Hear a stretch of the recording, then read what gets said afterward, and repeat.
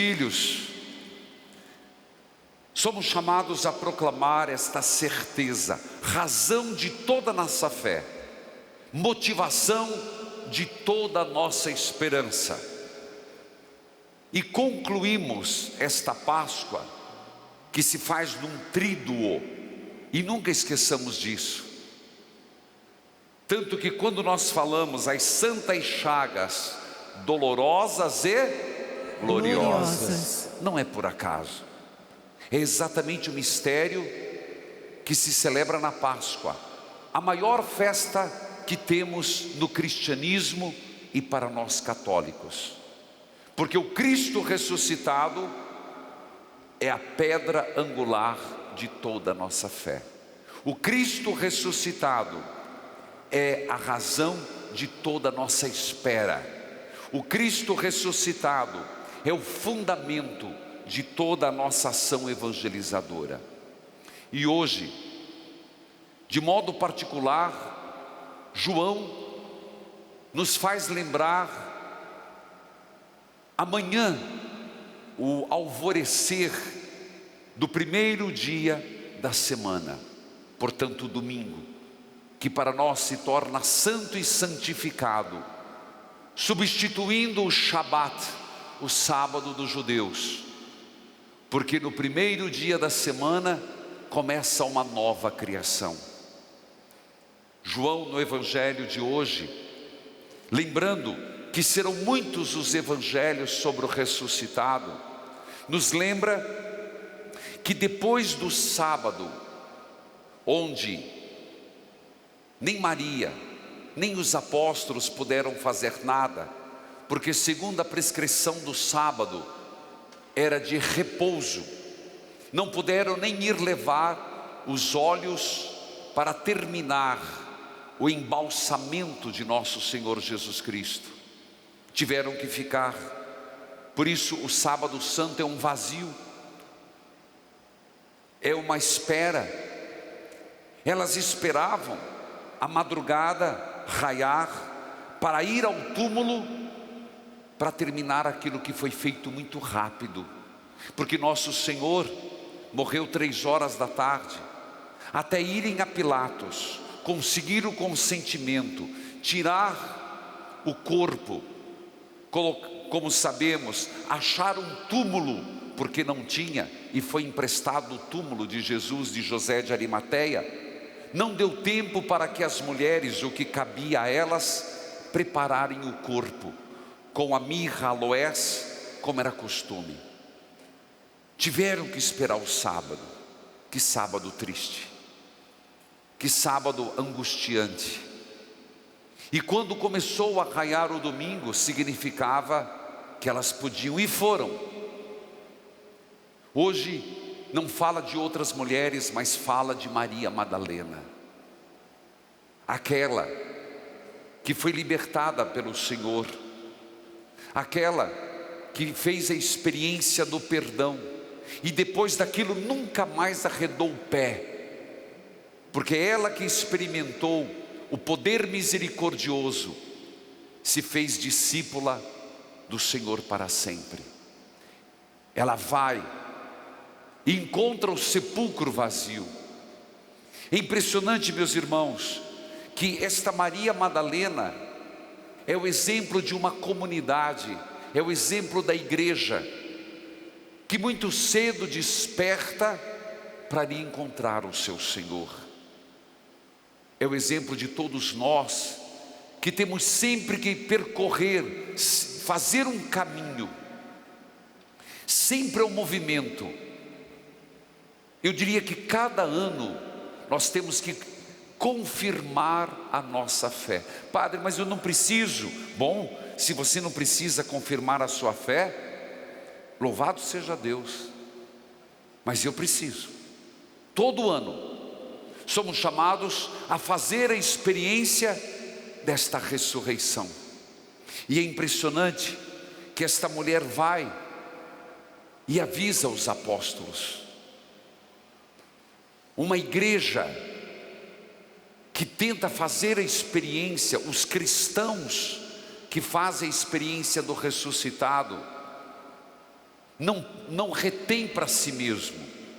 A alegria do encontro com Deus, ele transborda.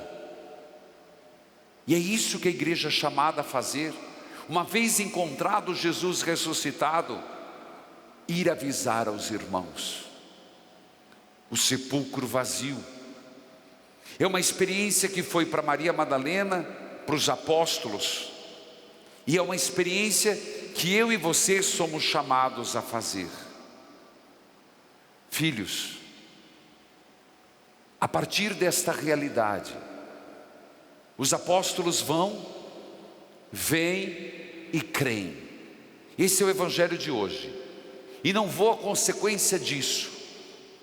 Por mais que depois sabemos por outro evangelho que os apóstolos viram, creram e voltaram, mas não viram o Senhor. Maria Madalena, e isso é encantador, no outro texto é citado, ela esperou um pouco mais. Ela não teve tanta pressa. Ela ficou ali para assimilar a experiência e foi agraciada com a presença. Às vezes nós somos muito apressados e nós não damos tempo a nós mesmos para que essa experiência do divino transforme as nossas lágrimas em alegria. Porque Maria Madalena ficou, porque Maria Madalena buscou, ela teve a presença do Mestre.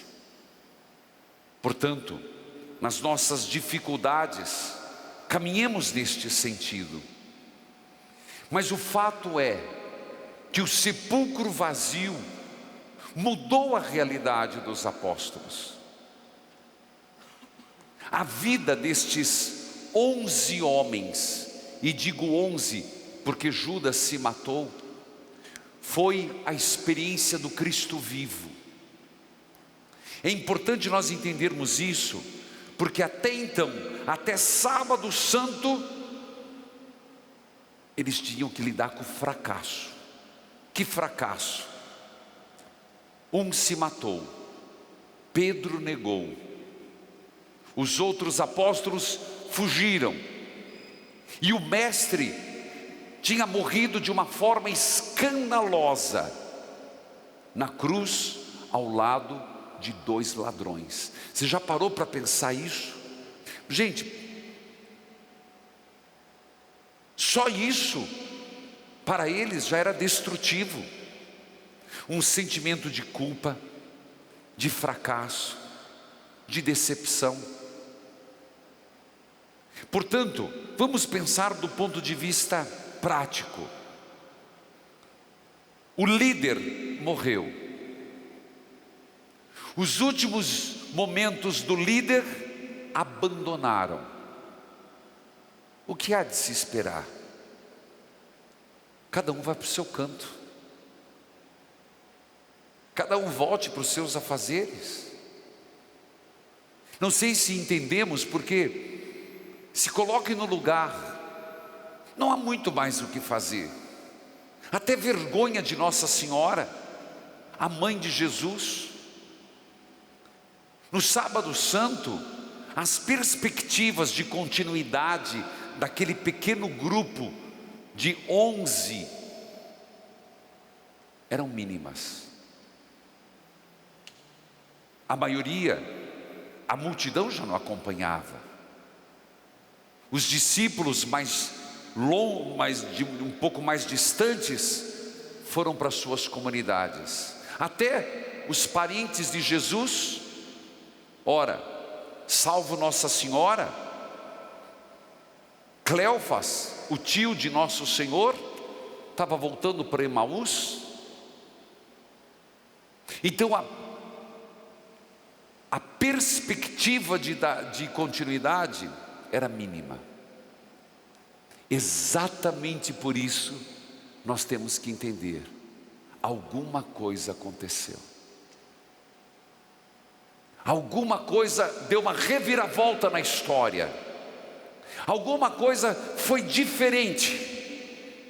Você entende o que eu estou dizendo?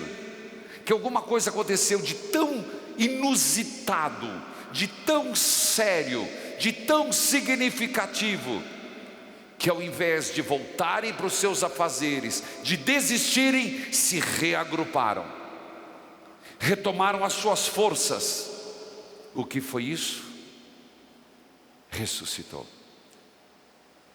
E é impressionante que João, em outro evangelho, não podemos esquecer, coloca no dia da ressurreição o sopro do Espírito Santo, como um presente do ressuscitado. A igreja, seguindo o pensamento de Lucas, vai colocar daqui a 50 dias, mas em João não. Cristo ressuscitou e insuflou, deu de presente o Espírito Santo, exatamente para isso. E é isso que eu quero que você perceba. Não há provas históricos, científicas da ressurreição de Jesus, não. Cardeal Newman, um que se converteu, um dos maiores escritores sobre as provas de várias coisas, e as provas do ressuscitado, e vale a pena quem gosta de ler, Cardeal Newman, ele exatamente diz isso. As provas físicas, históricas não existem. Existe uma prova existencial, que é olhar para a realidade do que deveria ser com os apóstolos e o que se tornou. E aquilo que aconteceu foi: Jesus ressuscitou e lhes enviou o Espírito Santo, e eles ganharam fôlego, ânimo, eles sentiram o perdão, eles sentiram a graça, eles sentiram toda a dimensão de uma vida nova. Por isso, na noite santa é feito este Círio Pascal, e este ano com as 5 gotas no pelicano das 5 chagas de Jesus, trazendo para a nossa espiritualidade a luz do ressuscitado, o Espírito do ressuscitado, a vida nova do ressuscitado. Então, meus irmãos, eu queria e reservei para esta homilia exatamente isso, que eu queria que nós nos colocássemos entre os 11, e nós sentíssemos essa força renovadora, esta força de vida nova, esta força que a gente pode dizer: mas eu vim até aqui, mas um milagre pode acontecer. Eu vim com as minhas forças, mas agora eu vou com as forças do Espírito. Eu vim com as minhas pernas, mas agora eu vou nas asas do Senhor. Eu vim com os meus pensamentos e meus raciocínios, mas agora eu vou na lógica de Deus. É esse ponto de partida, exatamente o que nos fala a leitura. A primeira leitura faz parte, um recorte do discurso de Pedro na casa de Cornélio, o primeiro pagão convertido, o primeiro, totalmente pagão, totalmente convertido. Por quê? No domingo da ressurreição se põe este texto, claro, pela beleza do texto, mas por que de Cornélio? Para dizer que a morte de Jesus é para todos,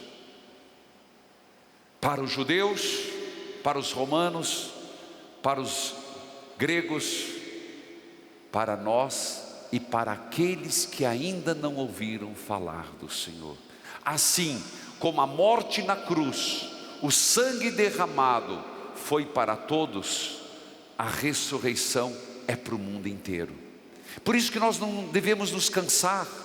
A primeira leitura, quando Pedro, contra a vontade, é importante entender isso, mas movido pelo Espírito Santo, vai até Cornélio, Pedro se surpreende.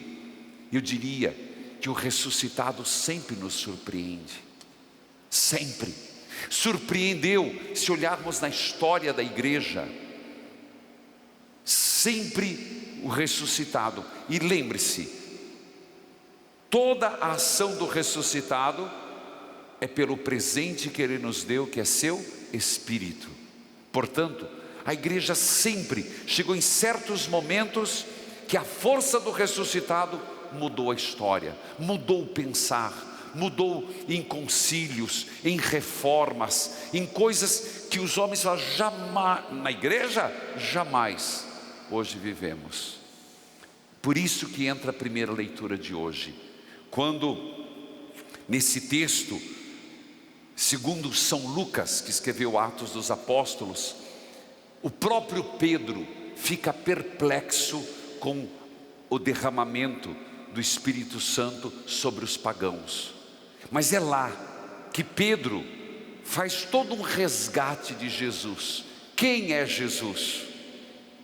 Até agora eu falei de como eu e você podemos ter certeza, Jesus está vivo. E por que Ele está vivo? Porque eu sinto. Você tem que perceber isso. Porque eu sei que Jesus está vivo? Porque o mundo, quando o homem quer abafar a graça, ela escapa. Quando o homem quer apagar as marcas e as pegadas de Deus, reaparece. O homem não consegue dominar Deus. Tentaram, mataram na cruz, não conseguiram. Tentaram, colocaram no sepulcro, não conseguiram. O homem nunca conseguirá derrotar Deus. Não haverá autoridade, seja ela, seja um crápula, seja um bom de lábia. Não haverá constituição, não haverá regra que conseguirá derrotar Deus, porque a força de Deus é maior do que qualquer ser humano, de qualquer império. Impérios caem, Deus não cai, porque Deus é espírito e vida. Pedro se surpreende e ele faz esse lindo resgate, dizendo assim: quem é Jesus? Aquele que ressuscitou? Aquele que andou pelo mundo fazendo bem.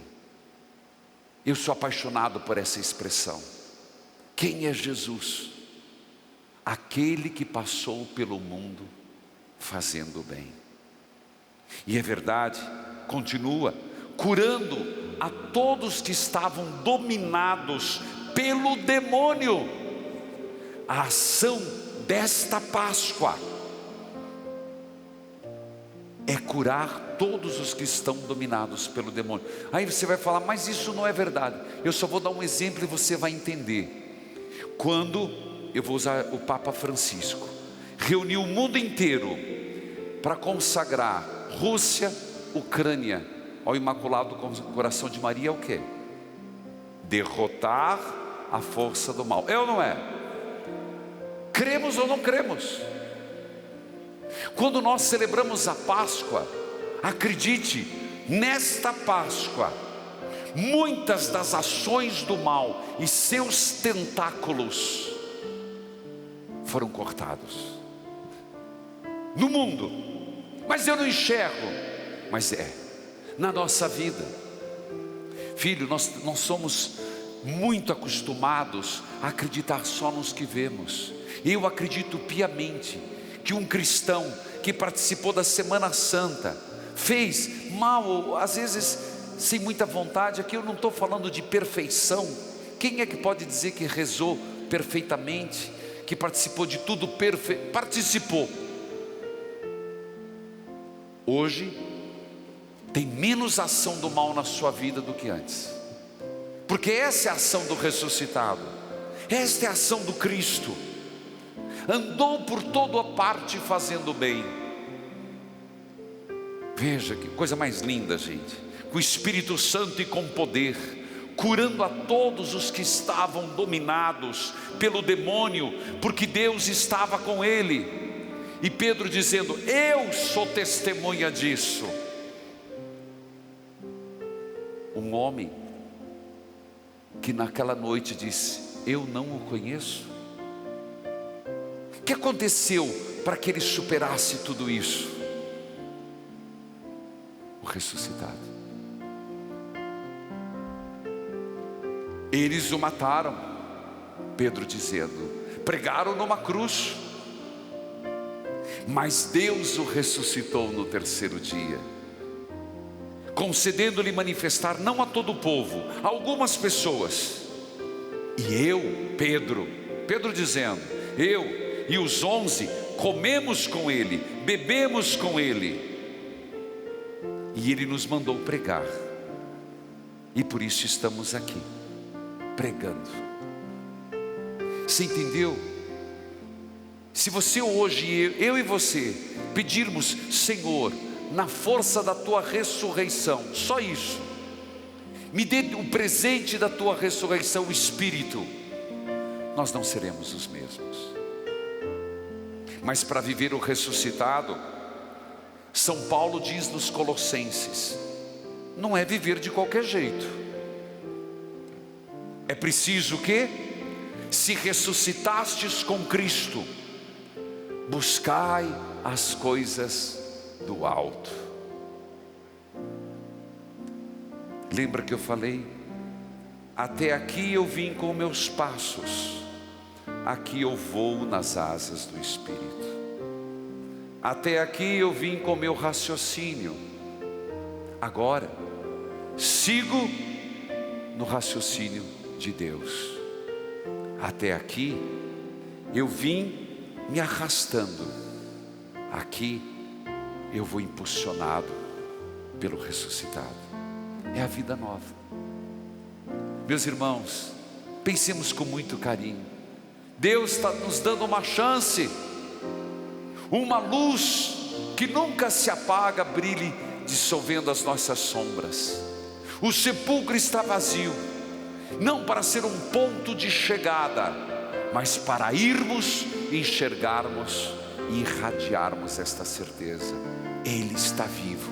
E o mundo já tentou, mas nunca conseguirá acabar com Deus. A morte não o segurou.